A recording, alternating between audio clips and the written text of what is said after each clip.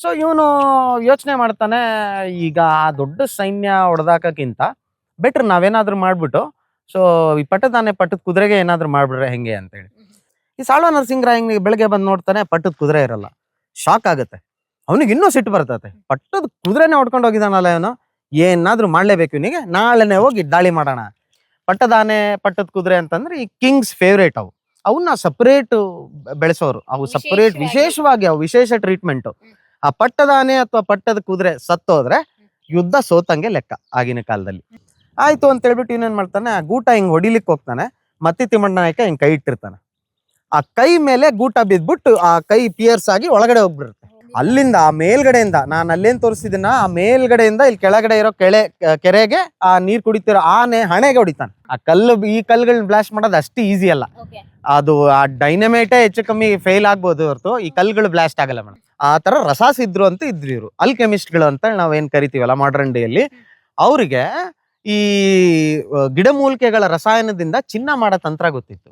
ಇವನ್ in fact ಮತ್ತಿ ತಿಮ್ಮಣ್ಣ ನಾಯಕನಿಗೂ ಅವರು ಚಿನ್ನ ಮಾಡಿಕೊಟ್ಟಿದ್ರು ಅಂತೇಳಿ ಹೇಳ್ತಾರೆ. ಆ ಯುದ್ಧದಲ್ಲೂ ಅವ್ನು ಸಾಳ್ವ ನರಸಿಂಹರಾಯನ್ ಸೋಲಿಸ್ತಾರೆ. ಅವನಿಗೆ ಸಾಯಿಸಲ್ಲ, ಯಾಕಂದ್ರೆ ಇವರು ವಿಜಯನಗರದ ಅಂಡರೇ ಇದ್ದವರು. ಸೊ ಒಂದು ಧರ್ಮನಿಷ್ಠೆ ಅನ್ನೋದು ಇರುತ್ತೆ ಇವ್ರಿಗೆ. ಚಿತ್ರದುರ್ಗದ ಕಲ್ಲಿನ ಕೋಟೆ, ಸಿಡಿಲಿಗು ಬೆಚ್ಚದ ಉಕ್ಕಿನ ಕೋಟೆ. ಎಸ್, ದುರ್ಗದಲ್ಲಿ ಒಂದು ಬ್ಯೂಟಿಫುಲ್ ಪ್ಲೇಸಿಗೆ ಕರ್ಕೊ ಬಂದಿದ್ದೀರಾ. ಪಕ್ಕದಲ್ಲಿ ಬೆಟ್ಟ, ಅದ್ರ ಪಕ್ಕ ಸುತ್ತ ಕೋಟೆ, ಅದ್ರ ಕೆಳಗಡೆ ನೀರು. ವಾವ್, ಎಂತ ಸುಂದರವಾದ ಸ್ಥಳ ಕರ್ಕೊ ಬಂದಿದ್ದೀರಾ ನೀವು ನಮ್ಮನ್ನ ಇವತ್ತು. ಹೌದು ಮೇಡಮ್, ಸುಂದರ ಜೊತೆಗೆ ತುಂಬಾ ಐತಿಹಾಸಿಕ ಘಟನೆಗಳಿಗೆ ಸಾಕ್ಷಿಯಾಗಿದೆ ಈ ಕೋಟೆ ಹೊರಭಾಗ ಏನಿದೆ ಅಲ್ವಾ. ತುಂಬಾ ಐತಿಹಾಸಿಕ ಘಟನೆಗಳಿದೆ. ಸೊ ಅಲ್ಲಿ ನಿಮಗೊಂದು ಲಾಲ್ ಬತೇರಿ ಕಾಣಿಸ್ತಾ ಇದೆ, ಕೆಂಪು ಬತೇರಿ. ಇಲ್ಲಿ ಮೇಡಮ್ ಈ ಕಡೆ ನೋಡಿ ಮೇಡಮ್, ತುದಿಗೆ ಅಲ್ಲಿ ಮೇಲೆ ತುತ್ತ ತುದಿ, ಅದು ಕೂಡ ತುತ್ತ ತುದಿ. ಹೌದು, ಕೋಟೆ ಲಾಲ್ ಕೋಟೆ ಬಾಗ್ಲು, ಲಾಲ್ ಬತೇರಿ ಅಂತ ಹೇಳ್ತೀವಿ ಅದಕ್ಕೆ. ಅದು ಕೆಂಪು ಕಲರ್ ಇತ್ತು, ಬಿದ್ದೋಗಿದೆ ಕಾಲಕ್ರಮೇಣ. ಅದು ಮಣ್ಣು ಎಲ್ಲ ಇದಾಗಿ ಮಳೆಗಾಳಿಗೆಲ್ಲ ಸಿಕ್ಕಿ ಬಿದ್ದೋಗಿದೆ. ಅಲ್ಲಿ ಒಂದು ಬತೇರಿ, ಅದೂನು ಈಗ ಒಂದು ನಾವು ಕಾವಲು ಬತೇರಿ ಅಂತ ಏನ್ ಕರಿತೀವಲ್ಲ ಅದೇ ತರ. ಸೊ ಅಲ್ಲಿಂದ ಒಂದು ಐತಿಹಾಸಿಕ ಘಟನೆ ಇದೆ. ಮತ್ತಿ ತಿಮ್ಮಣ್ಣ ನಾಯಕ ಅಂತ ಹೇಳಿ ದುರ್ಗದ ಸಂಸ್ಥಾಪಕ ದೊರೆ. ಈ ಪಾಳೆಗಾರರ ವಂಶ ಅಂದ್ರೆ ಈ ದುರ್ಗದಲ್ಲಿ ಪಾಳೆಗಾರರು ಆಳ್ವಿಕೆ ಶುರು ಮಾಡಿದ್ದು ಆಗಿನ ಕಾಲ. ಸೊ ಮತ್ತಿ ತಿಮ್ಮಣ್ಣನ ಕಾಲದಲ್ಲಿ ಸೊ ಇವರು ವಿಜಯನಗರದ ಸಾಮ್ರಾಟರ ಅಂಡರೇ ಇದ್ ಮಾಡ್ತಾ ಇರ್ತಾರೆ, ರಾಜ್ಯಭಾರ ಮಾಡ್ತಾ ಇರ್ತಾರೆ. ಸಾಮಂತರಾಗಿ ಪಾಳೆಗಾರರಾಗಿ ನೋಡ್ಕೊಂತ ಇರ್ತಾರೆ, ಚಿಕ್ಕ ಚಿಕ್ಕ ಪ್ರಾಂತ್ಯಗಳನ್ನ ನೋಡ್ಕೊಂತ ಇರ್ತಾರೆ. ಸೊ ಇವರು ಮತ್ತಿ ತಿಮ್ಮಣ್ಣ ನಾಯಕ ಏನು ಅಂತಂದ್ರೆ ಈ ಕಿಂಗ್ಡಮ್ ನ ಎಕ್ಸ್ಪ್ಯಾಂಡ್ ಮಾಡ್ತಾ ಇರ್ತಾನೆ, ಸಾಮ್ರಾಜ್ಯ ವಿಸ್ತರಣೆ ಮಾಡ್ತಾ ಇರ್ತಾನೆ. ಆಗ ಏನಾಗುತ್ತೆ, ಈ ವಿಜಯನಗರದಲ್ಲಿ ಸಾಳ್ವ ನರಸಿಂಹರಾಯ ಅಂತ ಹೇಳ್ಬಿಟ್ಟು ವಿಜಯನಗರದ ಪ್ರತಿನಿಧಿ. ಸೊ ಅವ್ರು ಬಂದ್ಬಿಟ್ಟು ಏನು ಅಂತಂದ್ರೆ, ಈಗ ಮಂತ್ರಿ ಎಲ್ಲ ಇರ್ತಾರಲ್ವಾ, ಅಂದ್ರೆ ದೊಡ್ಡ ಸಾಮಂತ ಮಂತ್ರಿಗಳಂತಂದ್ರೆ ಅವ್ರಿಗೂ ಬಹಳಷ್ಟು ರಾಜ್ಯಗಳನ್ನ ಕೊಟ್ಟಿರ್ತಾರೆ, ಅವ್ರು ಪ್ರಾಂತ್ಯಗಳನ್ನ ಆಳ್ವಿಕೆ ಮಾಡ್ರಿ ಅಂತ. ಸೊ ಅವ್ರಿಗೇನು ಅಂತಂದ್ರೆ ಈ ಮತ್ತಿ ತಿಮ್ಮಣ್ಣ ನಾಯಕನ ಒಂದು ಬೆಳವಣಿಗೆ ನೋಡ್ಬಿಟ್ಟು ಇವ್ನು ಯಾವತ್ತಾದ್ರೂ ಒಂದ್ ದಿವಸ ವಿಜಯನಗರಕ್ಕೆ ಬಂದು ಯಾಕೆ ಅಟ್ಯಾಕ್ ಮಾಡಲ್ಲ ಇವನು ಅಂತೇಳಿ ಒಂದು ಅನುಮಾನ ಬರುತ್ತೆ. ಆ ಟೈಮಲ್ಲಿ ಅವ್ರೇನ್ ಮಾಡ್ತಾರೆ, ಹಿಂಗಾದ್ರಾಗ್ಲಿ ಮತ್ತಿ ತಿಮ್ಮಣ್ಣ ನಾಯಕನ್ನು ನಾವೇನಾದ್ರೂ ಮಾಡಿ ಬಗ್ಗು ಬಡಿಲೇಬೇಕು ಅಂತ ಹೇಳ್ಬಿಟ್ಟು ಡಿಸೈಡ್ ಮಾಡಿ ಅವನ ಆರ್ಮಿ ಕರ್ಕೊಂಡ್ಬರ್ತಾರೆ. ಆರ್ಮಿ ಕರ್ಕೊಂಡ್ಬಂದ್ಬಿಟ್ಟು ಇಲ್ಲಿ ಹಿಂಭಾಗದಲ್ಲಿ ಅವರು ಬೀಡ್ಬಿಡ್ತಾರೆ. ಬೀಡ್ಬಿಟ್ಟು ಏನಾಗುತ್ತೆ, ಅವರು ನೆಕ್ಸ್ಟ್ ಅಟ್ಯಾಕ್ ಮಾಡ್ಬೇಕಂತ ಕಾಯ್ತಿರ್ತಾರೆ. ತಿಮ್ಮಣ್ಣ ನಾಯಕನಿಗೆ ವಿಷಯ ಗೊತ್ತಾಗುತ್ತೆ. ಆ ವಿಷಯ ಗೊತ್ತಾದ್ಮೇಲೆ ಏನು ಅಂತಂದ್ರೆ, ಅವ್ನು ನೋಡ್ತಾನೆ ವಿಜಯನಗರ ಅಂತ ದೊಡ್ಡ ಸಾಮ್ರಾಜ್ಯ, ಅವ್ರ ಸೈನ್ಯ ತುಂಬಾ ಬಲಾಢ್ಯವಾಗಿರುತ್ತೆ. ಅದನ್ನ ನೋಡ್ಬಿಟ್ಟು ಅವನಿಗೆ ಅನ್ಸುತ್ತೆ, ಅಯ್ಯೋ ಇವ್ರು ದೊಡ್ಡ ಸೈನ್ಯನ ನಾವು ಏನಪ್ಪ ಹೆಂಗಪ್ಪ ಇದ್ ಮಾಡೋದು ಅಂತ. ಆಗಿನ ಕಾಲದಲ್ಲಿ ಏನು ಅಂತಂದ್ರೆ, ಈ ಪಟ್ಟದಾನೆ ಪಟ್ಟದ ಕುದುರೆ ಅಂತ ಇರ್ತಾ. ಪಟ್ಟದಾನೆ ಪಟ್ಟದ ಕುದುರೆ ಅಂತಂದ್ರೆ ಈ ಕಿಂಗ್ಸ್ ಫೇವ್ರೇಟ್. ಅವನ್ನ ಸಪರೇಟ್ ಬೆಳೆಸೋರು, ಅವು ಸಪರೇಟ್ ವಿಶೇಷವಾಗಿ ಅವು ವಿಶೇಷ ಟ್ರೀಟ್ಮೆಂಟ್. ಆ ಪಟ್ಟದಾನೆ ಅಥವಾ ಪಟ್ಟದ ಕುದುರೆ ಸತ್ತೋದ್ರೆ ಯುದ್ಧ ಸೋತಂಗೆ ಲೆಕ್ಕ ಆಗಿನ ಕಾಲದಲ್ಲಿ. ಆ ಪಟ್ಟದಾನೆ ಪಟ್ಟದ ಕುದುರೆಗೆ ಅಷ್ಟೊಂದು ಇಂಪಾರ್ಟೆನ್ಸ್ ಇರ್ತದೆ. ಅವೆರಡನ್ನ ಯಾವ ಸಂದರ್ಭದಲ್ಲಿ ಬಳಸ್ತಾ ಇದ್ರು? ಯುದ್ಧದ ಸಂದರ್ಭದಲ್ಲಿ ರಾಜರು ಯೂಸ್ ಮಾಡ್ತಾ ಇದ್ರು. ಸ್ಪೆಷಲಿ ಟ್ರೈನ್ಡ್ ಇರ್ತಿದ್ವು ಅವು, ಅವಕ್ಕೆ ಸ್ಪೆಷಲ್ ಟ್ರೀಟ್ಮೆಂಟ್ ಇರ್ತಿತ್ತು, ಸ್ಪೆಷಲ್ ಫುಡ್. ಬಾಡಿ ಬಿಲ್ಡರ್ಸ್ ಎಲ್ಲ ಇರ್ತಿದ್ರಲ್ಲ ಈಗಿನ ಕಾಲದ ಪ್ರೋಟೀನ್ ಎಲ್ಲ ತೊಂತಾರ, ಆ ತರ ಪಟ್ಟದಾನೆ ಅವು ರಾಜರಿಗೆ ವಿಶೇಷ ಪ್ರಿಯವಾದ ಕುದುರೆಗಳಿರ್ತಿತ್ತು. ಈಗ ನೀವು ಚೇತಕ್ ಕುದುರೆ ಕೇಳಿದಿರ, ಪೃಥ್ವಿರಾಜ್ ಚೌಹಾಣ್, ಆ ತರನೇ ಈ ಪಟ್ಟದಾನೆ ಪಟ್ಟದ ಕುದುರೆ ಇರುತ್ತೆ. ಸಾಳ್ವ ನರಸಿಂಹರಾಯಂದು ಪಟ್ಟದಾನೆ ಪಟ್ಟದ ಕುದುರೆ ಬಂದು ಎಲ್ಲ ಕ್ಯಾಂಪ್ ಹಾಕಿರ್ತಾರಲ್ಲ, ಆ ಕ್ಯಾಂಪಲ್ಲಿ ಯುದ್ಧ ಟೈಮಲ್ಲಿ ಅವನ್ನೆಲ್ಲ ಕರ್ಕೊಂಬರೋರು ಅವರು. ಸೊ ಇವನು ಯೋಚನೆ ಮಾಡ್ತಾನೆ, ಈಗ ಆ ದೊಡ್ಡ ಸೈನ್ಯ ಹೊಡೆದಾಕಕ್ಕಿಂತ ಬೆಟರ್ ನಾವೇನಾದ್ರೂ ಮಾಡ್ಬಿಟ್ಟು ಸೊ ಈ ಪಟ್ಟದಾನೆ ಪಟ್ಟದ ಕುದುರೆಗೆ ಏನಾದ್ರು ಮಾಡ್ಬಿಟ್ರೆ ಹೆಂಗೆ ಅಂತೇಳಿ. ಸೊ ಇವನು ನೈಟ್ ಆಗೋರ್ಗು ಕಾದ್ಬಿಟ್ಟು ಒಬ್ಬನೇ, ಅವ್ರ ಚಿಕ್ಕಪ್ಪ ಇರ್ತಾನೊಬ್ಬ, ಅವ್ರ ಚಿಕ್ಕಪ್ಪಂಗೆ ಹೇಳ್ತಾನೆ, ನಾನು ಹೋಗ್ಬಿಟ್ಟು ಈ ಪಟ್ಟದ ಕುದುರೆ ಹೊಡ್ಕೊಂಡ್ ಬರ್ತೀನಿ ಇವಾಗ. ಏನಪ್ಪ ನೀನು ಅಂತ ದೊಡ್ಡ ಸೈನ್ಯ ಇದೆ, ನೀನು ಹೋಗಿ ರಿಸ್ಕ್ ತಗೊಂಡು ಪಟ್ಟದ ಕುದುರೆ ಹೊಡ್ಕೊಂಡ್ ಬರ್ತೀಯಲ್ಲ ಅಂತ ಹೇಳಿ. ಇಲ್ಲ ನೋಡೋಣ, ಒಂದು ಟ್ರೈ ಕೊಡ್ತೀನಿ ಅಂತೇಳಿ ನೈಟ್ ಆಗೋರ್ಗು ಕಾದ್ಬಿಟ್ಟು ಆ ಕುದುರೆನ ಪಟ್ಟದ ಕುದುರೆನ ಹೊಡ್ಕೊಂಡ್ ಬರ್ಲಿಕ್ಕೆ ಅಂತ ಅವ್ರ ಕ್ಯಾಂಪ್ ಒಳಗೆ ನುಗ್ತಾನೆ ಸೈಲೆಂಟ್ ಆಗಿ ನುಗ್ಬಿಟ್ಟು ಆ ಕುದುರೆ ಪಟ್ಟದ ಕುದುರೆ ಎಲ್ಲಿ ಕಟ್ಟಿರ್ತಾರಲ್ವ ಆ ಜಾಗಕ್ಕೆ ಹೋಗಿ ಇವನು ಆ ಪಟ್ಟದ ಕುದುರೆನ ಬಿಚ್ತಾನೆ ಅವು ಅಂದ್ರೆ ಒಂಥರ ಸ್ಪೆಷಲಿ ಟ್ರೈನ್ಡ್ ಇರ್ತಾವಲ್ಲ, ಯಾರೋ ಬೇರೆಯವ್ರು ಬಂದಂಗ ಆಯ್ತು ಇದು ನಮ್ಮವರಲ್ಲ ಅಂತ ಹೇಳ್ಬಿಟ್ಟು ಅದು ಗಿಳ್ಳಿಟ್ಬಿಡುತ್ತೆ, ಕುದುರೆ ಕೂಗ್ಬಿಡುತ್ತೆ ಜೋರಾಗಿ. ಆಗ ಅವನು ಆ ಕುದುರೆಗೇನೆ ಸಪ್ರೇಟ್ ಕಾವಲುಗಾರ ಇರ್ತಿದ್ರು, ಯಾಕಂದ್ರೆ ವಿಶೇಷ ಕುದುರೆ ಪಟ್ಟದ ಕುದುರೆ. ಅವನಿಗೆ ಎಚ್ಚರ ಆಗ್ಬಿಡುತ್ತೆ, ಇವನಿಗೆ ಗೊತ್ತಾಗುತ್ತೆ ತಿಮ್ಮಣ್ಣ ನಾಯಕನಿಗೂ ಯಾರೋ ಸೈನಿಕ ಎದ್ದ, ಇದು ಕೂಗುತ್ತಾ ಅಂದ್ರೆ ಯಾರಾದ್ರೂ ಬಂದೇ ಬರ್ತಾರೆ ಒಳಗಡೆ ಅಂತ. ಅಲ್ಲೇ ಪಕ್ಕದಲ್ಲಿ ಹುಲ್ಲಿರುತ್ತೆ, ಆ ಹುಲ್ಲು ಹಾಸ್ಕೊಂಡು ಮಲ್ಕೊಂಡ್ಬಿಡ್ತಾನೆ. ಹಿಂಗೆ ಆಯ್ತು, ಇವನ್ ಬಂದು ನೋಡ್ತಾನೆ ನಿದ್ದೆಗಣಲ್ಲಿ ಸೈನಿಕ, ಓ ಏನೋ ಇದು ದಾರ ಬಿಚ್ಕೊಂಡ್ಬಿಟ್ಟಿದೆ ಅಷ್ಟೇ, ಕಟ್ಟಿದ್ರೆ ಆಯ್ತು ಗೂಟಕ್ಕೆ ಮತ್ತೆ ಹೊಡೆದ್ಬಿಟ್ಟು ಆ ಗೂಟನ್ನು ಸಮೇತ ಬಿಚ್ಕೊಂಡಿರ್ತಾನೆ ಇವನು. ಆಯ್ತು ಅಂತ ಹೇಳ್ಬಿಟ್ಟು ಇವನೇನ್ ಮಾಡ್ತಾನೆ, ಆ ಗೂಟ ಹಿಂಗ್ ಹೊಡಿಲಿಕ್ಕೆ ಹೋಗ್ತಾನೆ, ಮತ್ತೆ ತಿಮ್ಮಣ್ಣ ನಾಯಕ ಹಿಂಗ್ ಕೈ ಇಟ್ಟಿರ್ತಾನೆ. ಆ ಕೈ ಮೇಲೆ ಗೂಟ ಬಿದ್ಬಿಟ್ಟು ಆ ಕೈ ಪಿಯರ್ಸ್ ಆಗಿ ಒಳಗಡೆ ಹೋಗ್ಬಿಡುತ್ತೆ.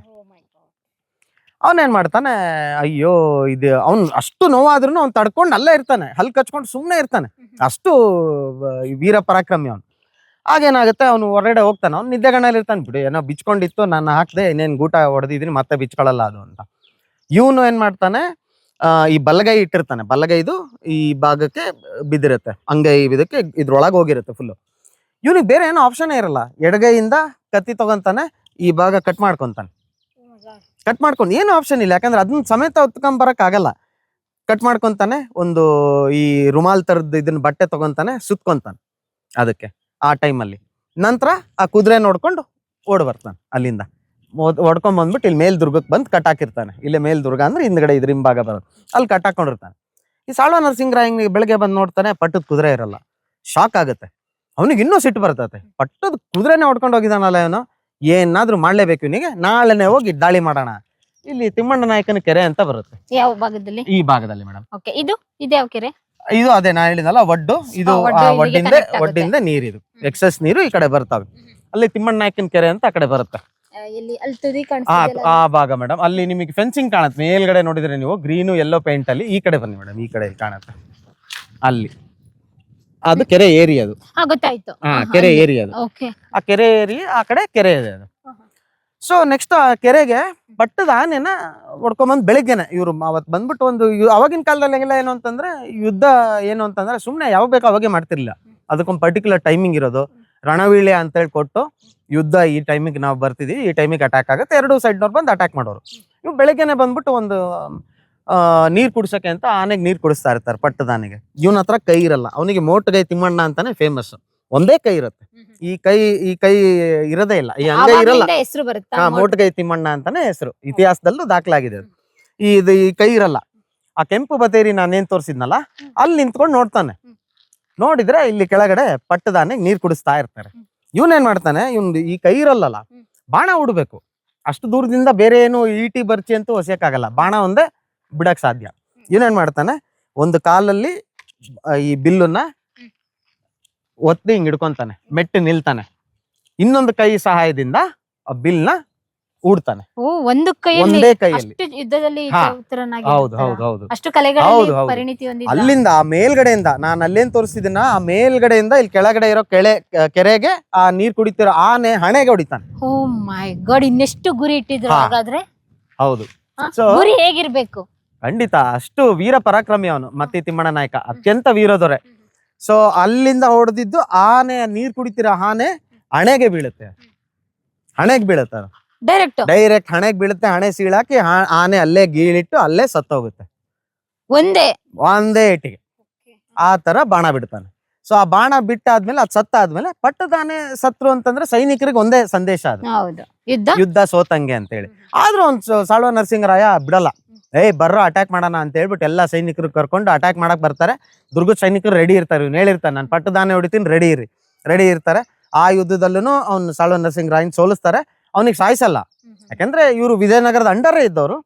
ಸೊ ಒಂದು ಧರ್ಮನಿಷ್ಠೆ ಅನ್ನೋದು ಇರುತ್ತೆ ಇವ್ರಿಗೆ. ಇಲ್ಲಿಂದ ನಾನು ನಿನಗೆ ಪ್ರಾಣ ಭಿಕ್ಷೆ ಕೊಟ್ಟು ಕಳಿಸ್ತಾ ಇದ್ದೀನಿ, ಹೋಗು ನೀನು ಅಂತ ಅವನಿಗೆ ಕಳಿಸ್ತಾರೆ. ಅದೇ ಸಾಳ್ವ ನರಸಿಂಹರಾಯ ಏನ್ ಮಾಡ್ತಾನೆ, ಇವನ ಹತ್ರ ಮತ್ತೆ ಒಂದು ಯುದ್ಧ ಗೆಲ್ಲಿಸ್ತಾನೆ. ಕಲಬುರ್ಗಿ ಕೋಟೆದೊಂದು ಯುದ್ಧ ಗೆಲ್ತಾರೆ.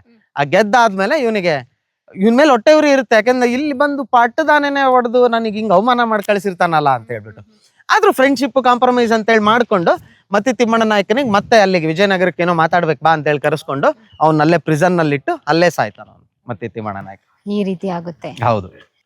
ಸೊ ಆ ಲಾಲ್ ಬತೇರಿ, ಕೆಂಪು ಬತೇರಿ ಅಂತ ನಾವೇನ್ ಕರಿತೀವಿ, ಅಲ್ಲಿಂದ ನಿಂತ್ಕೊಂಡು ಇಲ್ಲಿ ಕೆರೆಗೆ ನೀರ್ ಕುಡಿತಿದ್ದಂತ ಆನೆ ಹೊಡೆದಿರ್ತಾನೆ. ಅದು ಅಷ್ಟು ಸಾಹಸ ಇದೆ ಇಲ್ಲಿ, ಅಷ್ಟು ಇತಿಹಾಸ ಇದೆ ಇಲ್ಲಿ. ಇವಾಗ ಆ ಲಾಲ್ ಬೆದೇರಿಗೆ ಹೋಗ್ಬೇಕು ಅಂತ ಹೇಳಿದ್ರೆ ನಾವೆಲ್ಲ ಕೋಟೆ ಒಳಗಡೆ ಹೋಗ್ತೀವಲ್ಲ, ಕೋಟೆ ನೋಡ್ಲಿಕ್ಕೆ ಅಂತ, ಅಲ್ಲಿಗೆ ಕನೆಕ್ಟ್ ಆಗುತ್ತಾ? ಇಲ್ಲ, ಕನೆಕ್ಟ್ ಆಗುತ್ತೆ ಮೇಡಮ್. ಅಂದ್ರೆ ಈ ಕಡೆ ಹಿಂಭಾಗದಿಂದ ಹೋಗ್ಲಿಕ್ಕೆ ಆಗ್ತದ. ಅದು ಅವಾಗೆಲ್ಲ ಮಾರ್ಗಗಳಿದ್ವು, ಹಿಂದ್ಗಡೆಯಿಂದ ಆ ಕಡೆಯಿಂದ ಮಾರ್ಗ ಇದೆ. ಅದು ಈಗೆಲ್ಲ ಏನು ಅಂತಂದ್ರೆ ಕಾಲಕ್ರಮೇಣ ಅಲ್ಲಿ ಯಾರು ಹೋಗಲ್ಲ ಜಾಸ್ತಿ. ಯಾರಾದ್ರೂ ನಮ್ಮಂತವ್ರು ಯಾರು ಟ್ರೆಕಿಂಗ್ ಇಷ್ಟ ಇರೋಂಥವ್ರು ಹೋಗ್ತಾರೆ, ಯಾವಾಗಾದ್ರೂ ತಿಂಗಳಿಗೆ ಒಂದ್ಸತಿ, ವರ್ಷಕ್ಕೆ 1-2-3 ಸತಿ ಹೋಗ್ ಬರ್ತಾರೆ. ಓಕೆ, ನೀವೇನ್ ಹೇಳ್ತೀರಾ? ರೌಂಡ್ ಶೇಪ್ ಅಲ್ಲಿ ಇರ್ತಾರ ಬುರ್ಜ್ ಅಂತೀರಾ ಅಥವಾ ಬತೇರಿ ಅಂತೀರಾ? ಬುರ್ಜ್ಗೂ ಬತೇರಿಗೂ ಏನು ಡಿಫ್ರೆನ್ಸ್ ಇದೆ?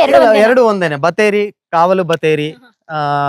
ಒಬ್ಬೊಬ್ಬರು ರಾಜ್ಯರ ಕಾಲದಲ್ಲಿ ಅವು ಈಗ ನಾವು ಎಷ್ಟಿದೆ ಹಾಗಾದ್ರೆ ದುರ್ಗದಲ್ಲಿ ಬತೇರಿ? ದುರ್ಗದಲ್ಲಿ ಮೇಡಮ್ 112 ಅಂತ ಹೇಳ್ತಾರೆ ಲೆಕ್ಕದ ಪ್ರಕಾರ. ಇನ್ನೂ ಜಾಸ್ತಿನೇ, ಕೆಲವೊಂದೆಲ್ಲ ಬಿದ್ದೋಗಿದೆ. ಇವಾಗಿರೋದು 112. ಯಾವತ್ತಾದ್ರೂ ಏನಾದ್ರೂ ಈ ದುರ್ಗದ ಕೋಟೆನ ಯಾರಾದ್ರೂ ಬ್ಲಾಸ್ಟ್ ಮಾಡಿದ್ದುಂಟಾ? ಬ್ಲಾಸ್ಟ್ ಯಾರು ಮಾಡಿಲ್ಲ ಇಲ್ಲ, ಮೇಡಮ್. ಇಲ್ಲ. ಆತರ ಯಾವ ಯಾರು ಕಾಲದಲ್ಲೂ ಮಾಡಿಲ್ಲ. ಆಗಿಲ್ಲ. ಆಗಿಲ್ಲ. ರಾಜಕಾರಣಿಗಳಾಗಿರ್ಬೋದು, ಆಗಿಲ್ಲ, ಗಣಿ ಆಗಿಲ್ಲ. ಉದ್ಯಮಿಗಳಾಗಿರ್ಬೋದು, ಇಲ್ಲ ಇಲ್ಲ ಇಲ್ಲ ಇಲ್ಲ. ಸಾಧ್ಯನೇ ಇಲ್ಲ. ಅದು ನಾ ಹೇಳಿದ್ನಲ್ಲ, ಅಷ್ಟೊಂದು ಫಿರಂಗಿಗಳು ಬಿದ್ರು ಏನಾಗಿಲ್ಲ. ಇದು ಆ ಈ ಕಲ್ಲುಗಳನ್ನ ಬ್ಲಾಸ್ಟ್ ಮಾಡೋದು ಅಷ್ಟು ಈಸಿ ಅಲ್ಲ. ಅದು ಆ ಡೈನಮೈಟೇ ಹೆಚ್ಚು ಕಮ್ಮಿ ಫೇಲ್ ಆಗ್ಬೋದು ಹೊರತು ಈ ಕಲ್ಲುಗಳು ಬ್ಲಾಸ್ಟ್ ಆಗಲ್ಲ ಮೇಡಮ್. ಎಲ್ಲ ಸಣ್ಣ ಪುಟ್ಟ ಸಿಡಿಬಹುದು ಅಷ್ಟೇ. ಕಲ್ಲೇನಾರು ಜಾರ್ಕೊಂಡ್ ಕೆಳಗಡೆ ಬಂದಿರೋದು ಯಾವತ್ತು ಇತಿಹಾಸದಲ್ಲಿ ಯಾವ ಕಲ್ಲು ಬಂದಿಲ್ಲ. ಏನಾದ್ರೂ ಬರ ಸ್ಟೇಜ್ ಇದ್ರುನು ಅಲ್ಲಲ್ಲೇ ಗ್ಯಾಪ್ ಆಗಿ ಇದಾಗತ್ತೆ. ಯಾಕೆ ಅಂತಂದ್ರೆ ಮೇಡಮ್, ಇಲ್ಲಿ ಯಾವುದೇ ಒಂದು ಹ್ಯೂಮನ್ ಮತ್ತೆ ವೈಲ್ಡ್ ಲೈಫ್ ಕಾನ್ಫ್ಲಿಕ್ಟ್ಸ್ ಇಲ್ಲ, ಮತ್ತೆ ಈ ತರದ್ ಯಾವ್ದು ಅನಾಹುತಗಳಾಗಿಲ್ಲ. ಕೋಟೆ ಕಲ್ಲು ಉಳ್ದು ಬಂದಿರೋದು ಅಥವಾ ಇದು ಸುತ್ತಲೂ ಗುಡ್ಡ ಇರೋದ್ರಿಂದ ಸೆಕ್ಯೂರ್ಡ್, ಅರ್ಥಕ್ವೇಕು ಅದೆಲ್ಲ ಇಲ್ಲಿ ಆಗಲ್ಲ. ಯಾಕೆ? ಅದಕ್ಕೆ ರೀಸನ್ ಏನು ಅಂತಂದ್ರೆ ಇಲ್ಲಿ ರಸಾಸಿದ್ರು ಅಂತೇಳಿ, ಈ ನಾವು ಸುಡುಗಾಡಿಸಿದ್ರು ಅಂತೆಲ್ಲ ಹೇಳ್ತೀವಲ್ಲ, ಸಿದ್ಧ ಪುರುಷರು ಆ ತರ ರಸಾಸಿದ್ರು ಅಂತ ಇದ್ರು ಇವರು. ಅಲ್ಕೆಮಿಸ್ಟ್ಗಳು ಅಂತ ನಾವೇನ್ ಕರಿತೀವಲ್ಲ ಮಾಡರ್ನ್ ಡೇ ಅಲ್ಲಿ. ಅವ್ರಿಗೆ ಈ ಗಿಡಮೂಲಿಕೆಗಳ ರಸಾಯನದಿಂದ ಚಿನ್ನ ಮಾಡೋ ತಂತ್ರ ಗೊತ್ತಿತ್ತು. ಇವನ್ ಇನ್ಫ್ಯಾಕ್ಟ್ ಮತ್ತಿ ತಿಮ್ಮಣ್ಣ ನಾಯಕನಿಗೂ ಅವರು ಚಿನ್ನ ಮಾಡಿಕೊಟ್ಟಿದ್ರು ಅಂತೇಳಿ ಹೇಳ್ತಾರೆ ಹಳೆ ಕಾಲದವ್ರು. ಗಿಡಮೂಲಿಕೆಗಳನ್ನ ಉಪಯೋಗಿಸಿ ಚಿನ್ನ ಮಾಡ್ಕೊಟ್ಟಿದ್ರು. ಯಾವ್ದು ಗಿಡ ಹೇಳಿ ಸರ್, ನಾವು ನಮಗೂ ಗೊತ್ತಿಲ್ಲ ಮೇಡಮ್, ದುರ್ಗದಲ್ಲಿ ಹುಟ್ಟಿ ಬೆಳೆದಿದೀವಿ ನಾವು. ಆ ಚಿನ್ನ ಅಂದ್ರೆ ಅವರಿಗೆ ಆ ಸ್ಪೆಷಲ್ ಇದಿತ್ತು. ಅವ್ರು ಯಾಕಂದ್ರೆ ಶಿವನ ಆರಾಧಕರು. ಅವ್ರದೆಲ್ಲ ನೀವು ಒಳಗಡೆ ಎಲ್ಲ ಗುಹಾಂತರ ದೇವಾಲಯಗಳಿದೆ, ಇಲ್ಲೆಲ್ಲ ಕಾಡೊಳಗಡೆ ಅವ್ರು ತಪಸ್ ಮಾಡಿ ಸಿದ್ಧಿ ಮಾಡಿ ಕುತ್ಕೊಂಡು ಅಲ್ಲಿ ಶಕ್ತಿನ ಕೇಂದ್ರೀಕರಿಸ್ತಿದ್ರು. ಯಾಕೆ? ಸುತ್ತಲೂ ಇರೋ ಜನಗಳಿಗೆ ಒಳ್ಳೇದಾಗ್ಲಿ ಅಂತ. ಸೊ ಅವರು ಇಲ್ಲಿ ರಾಜರಿಗೆ ಕಾಲಕ್ರಮೇಣ ಎಲ್ಲಾ ರಾಜರಿಗೂ ಅವರು ಹೆಲ್ಪ್ ಮಾಡ್ಕೊಂಡ್ ಬಂದಿದ್ದಾರೆ. ಕೆಲವ್ರಿಗೆ ಇಂಡೈರೆಕ್ಟ್ ಆಗಿ ಹೆಲ್ಪ್ ಮಾಡಿದ್ದಾರೆ, ಕೆಲವ್ರಿಗೆ ಡೈರೆಕ್ಟ್ ಆಗಿ ಹೆಲ್ಪ್ ಮಾಡಿದ್ದಾರೆ. ಕೆಲವ್ರಿಗೆ ಈ ನಗದು ನಾಣ್ಯ ಅಂದ್ರೆ ಚಿನ್ನ ಕೊಟ್ಬಿಟ್ಟು. ಈ ಬೇರೆಯವ್ರಿಗೆಲ್ಲ ಏನಕ್ಕೆ ದುರ್ಗದ ಮೇಲೆ ಕಣ್ಣಿತ್ತು ಅಂತಂದ್ರೆ, ಇಲ್ಲಿ ಯಥೇಚ್ಛವಾಗಿ ಚಿನ್ನ ಮತ್ತೊಂದು ಸಿಕ್ತಿತ್ತು ಅನ್ನೋದಕ್ಕೇನೆ ಇವರಿಗೆ ಇಲ್ಲಿ ಒಂದು ಕಣ್ಣಿತ್ತು. ದುರ್ಗದ ಸಾಮ್ರಾಜ್ಯ ಏನಾದ್ರು ಮಾಡಿ ನಾವು ಹೊಡಿಬೇಕಪ್ಪ, ಏನಾದ್ರು ಮಾಡಿ ಇದನ್ನ ಲೂಟಿ ಮಾಡ್ಬೇಕು ನಾವು, ಅಥವಾ ನಮ್ಮ ವಶಕ್ಕೆ ತಗೊಬೇಕು ಅಂತ ಒಂದು ಆಸೆ ಇದ್ದಿದ್ದು ಅದಕ್ಕೆ, ಅದೇ ರೀಸನ್. ಒಂದು ಕಥೆನ, ಇತಿಹಾಸದ ಕಥೆನ ಸ್ಪಷ್ಟವಾಗಿ ನಮ್ಮ ಕನ್ನಡಿಗರಿಗೆ ತಿಳಿಸಿದ್ರಿ. ಬನ್ನಿ ಮತ್ತೆ ಹೋಗೋಣ. ನಮ್ಮ ಅನ್ಟೋಲ್ಡ್ ಸ್ಟೋರೀಸ್ ಮತ್ತೆ ಹಿಡನ್ ಪ್ಲೇಸ್ ಮುಂದುವರಿತಿದೆ. ಪ್ರಿಯ ವೀಕ್ಷಕರೇ, ನಾವು ತೋರಿಸುತ್ತಿರುವ ಇತಿಹಾಸದ ಕಥೆಗಳು ಕನ್ನಡದ ಕಲೆ, ಸಾಹಿತ್ಯ, ಸಂಸ್ಕೃತಿ, ಜನಜೀವನ, ಇತಿಹಾಸ ಸೃಷ್ಟಿಸಿದ ಜನಸಾಮಾನ್ಯರ ಅಸಾಮಾನ್ಯ ಕಥೆಗಳು ನಿಮಗೆ ಇಷ್ಟ ಆಗಿದ್ಯಾ? ಹಾಗಿದ್ರೆ ವಿಡಿಯೋ ನೋಡಿ ಸುಮ್ಮನಾಗ್ಬೇಡಿ, ಶೇರ್ ಮಾಡಿ, ಸಪೋರ್ಟ್ ಮಾಡಿ, ನಮ್ಮೊಂದಿಗೆ ಜೊತೆಯಾಗಿ. ಇದು ನೀವೇ ಬೆಳೆಸಿದ ನಿಮ್ಮ ನೆಚ್ಚಿನ ಡಿಜಿಟಲ್ ಮಾಧ್ಯಮ. ಇನ್ಮುಂದೆ ನಿಮಗಾಗಿ ಇನ್ನಷ್ಟು ವಿನೂತನ ಶೈಲಿಯಲ್ಲಿ ಬರಲಿದೆ. ನೈತಿಕ ಬೆಂಬಲದ ಜೊತೆಗೆ ಆರ್ಥಿಕ ಬೆಂಬಲ ನೀಡಿ. ನಿಮ್ಮ ಬೆಂಬಲವೇ ನಮಗೆ ಪ್ರೇರಣೆ, ಸ್ಫೂರ್ತಿ ಕೂಡ. ನಿಮ್ಮ ಬೆಂಬಲದೊಂದಿಗೆ ನಮ್ಮ ಪಯಣ ಮುಂದುವರಿಯುತ್ತಿದೆ. ಸಾಮಾಜಿಕ ಬದಲಾವಣೆಗೆ ಜೊತೆಯಾಗಿ ನಮ್ಮ ಮುಂದಿನ ಪೀಳಿಗೆಗೆ ಕರ್ನಾಟಕದ ಇತಿಹಾಸ ಉಳಿಸೋಣ.